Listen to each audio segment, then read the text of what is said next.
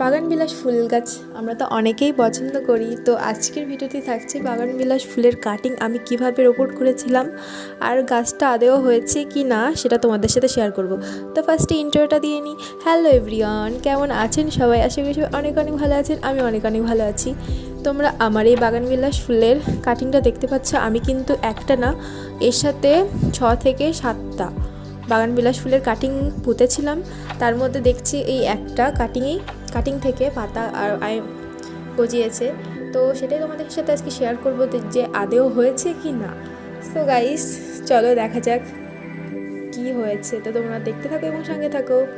আর আমি কিন্তু এই গাছটি বসেছিলাম, আমি বুঝতে পারছি না যে এই গাছটির পাতা বেরিয়েছে কিন্তু শিকড় বেরোয়নি। কী ব্যাপার আমি বুঝতে পারছি না। তোমরা যদি জেনে থাকো তো কমেন্ট করে জানাতে পারো।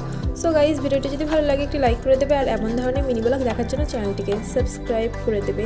নেক্সট ভিডিও খুব তাড়াতাড়ি।